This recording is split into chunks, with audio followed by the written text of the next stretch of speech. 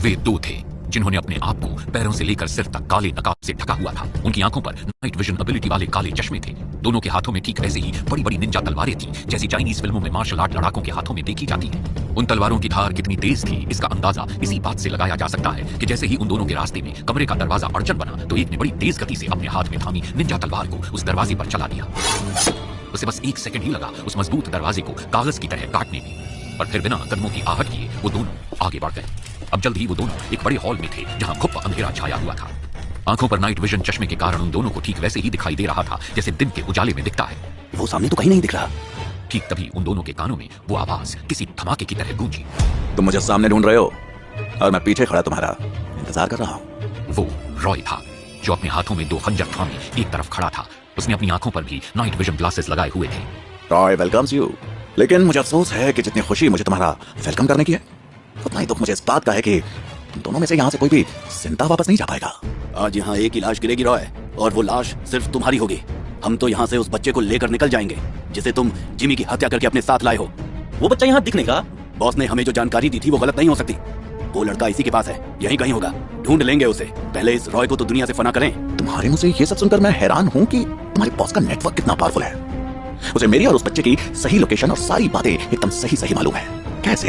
ये जानकर तो तुम और भी ज्यादा हैरान होगे रॉय कि बॉस को ये भी पता है कि जिस पैकेज को तुम और हम ढूंढ रहे हैं उसका पता सिर्फ जिमी के लड़के को है। उनकी बातें सुनकर रॉय को मानो 11,000 वोल्ट का करंट लगा और वो सोच में डूब गया।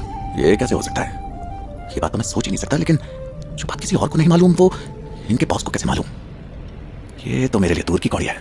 अब तो मेरी और भी ज्यादा ड्यूटी बन जाती है कि मैं जिमी के बेटे अयान को इन शैतानों से बचाऊं।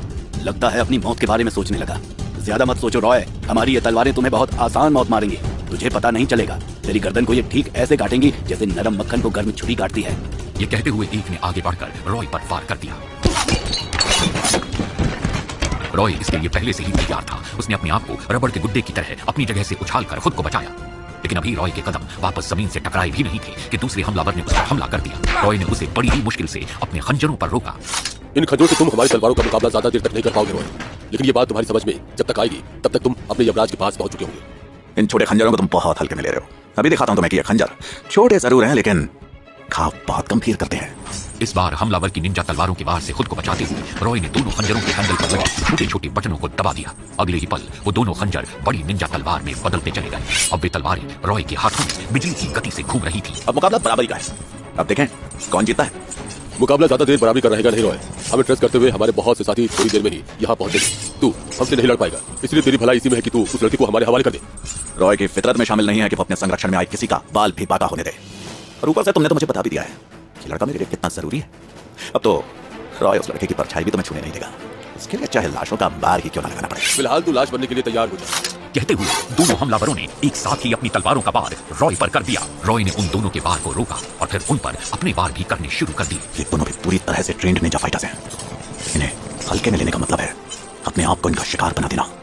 अचानक सोचते सोचते रॉय चौंका और उसके चौंकने का कारण थी वो आवाज जिन्हें उसने तलवारों की आवाज के बीच भी खूब सुना था। बाहर से कई फूटों की आवाजें आ रही हैं, यानी उनके दूसरे साथी यहाँ पहुंच चुके हैं। अब मुसीबत पलटने वाली है। मैं अकेला होकर उस मुसीबत से जूझने में मुझे कोई दिक्कत नहीं थी, लेकिन अयान मेरे साथ है। अब उसको बचाना मेरे लिए बहुत जरूरी हो गया है। इसलिए इस समय इस मुसीबत को और बढ़ाना मैं बिल्कुल भी अफोर्ड नहीं कर सकता। मुझे इससे निकलना होगा और ऐसा तभी कर पाऊंगा जब मैं इन दोनों से निपट लूंगा। ये काम तुरंत होना चाहिए। इसीलिए मुझे अपनी निंजा तलवार की धार से नहीं बल्कि अपने दिमाग की धार से काम लेना होगा। बिजली की तेजी से मुझसे निपटने की कोशिश में लगे। अगर सही समय पर मैंने अपने आप को नीचे नहीं गिराया होता तो सर कलम कर दिया था इन्होंने मेरा। रॉय ने अपने आप को हमलावर के वार से बचाया और तेजी से एक तरफ दौड़ लगा दी। आखिर भाग खड़ा हुआ, लेकिन इस तरह भागकर तू बच जाएगा ये भूल है तेरी। हम मौत है, जब तक तेरी जिंदगी है तब तक हम तेरा पीछा करेंगे। दोनों हमलावर भी रॉय के पीछे भाग खड़े हुए। ये हमसे भागकर कहीं नहीं जा पाएगा क्योंकि ये जिधर भाग रहा है उधर कोई रास्ता नहीं है बल्कि दीवार है। उसे रुकना ही पड़ेगा। सचमुच सामने दीवार ही थी और उस तरफ भागने वाले को जाना कहाँ था। उसे आखिर रुकना ही था, लेकिन रॉय नहीं रुका। वो भागते भागते दीवार पर कई फीट ऊपर तक चढ़ता चला गया। तब तक उसके पीछे भागते उसके हमलावर भी दीवार के पास आ गए और रॉय शायद यही चाहता था। उसने दीवार पर कई फीट ऊपर पहुंचकर एक उल्टी कलाबाजी खाई। किसी कुशल जिम्नास्टिक खिलाड़ी की तरह बैकफ्लिप करके रॉय अब दोनों हमलावरों के पीछे था। सब कुछ इतनी तेजी से हुआ था कि हमलावर कुछ समझ ही नहीं पाए और अब ठीक उनके पीछे पहुंचे रॉय ने उन्हें कुछ समझने लायक छोड़ा ही नहीं। रॉय के हाथों में थमी तलवारें बिजली की गति को मात करती हुई उनकी पीठ के रास्ते उन दोनों हमलावरों के शरीर में बहबस्त होती चली गई। दोनों हमलावरों की चीखें गूंज चुकी। वे अपने ही खून में नहाते चले गए। दोनों हलाल हुए बकरे की भांति छटपटा रहे थे, जबकि रॉय तेजी से अंदर की तरफ भाग खड़ा हुआ। इनके साथ ही आ गए। मुझे अयान को लेकर तुरंत ही यहाँ से निकलना होगा। रॉय ने अंदर पहुंचकर अयान को उठाया और उसे लेकर तेजी से वो बाहर की तरफ भागा। लेकिन उसे क्या मालूम था कि उसके दुश्मन उसकी सोच से पहले वहां आ पहुंचे थे। अयान को संभाले रॉय को तुरंत ही ऐसे घेर लिया गया कि अब उसके पास बचने का कोई रास्ता नहीं था। ठीक वही वो क्षण था जब वातावरण में उस मोटरसाइकिल की तेज आवाज गूंज उठी।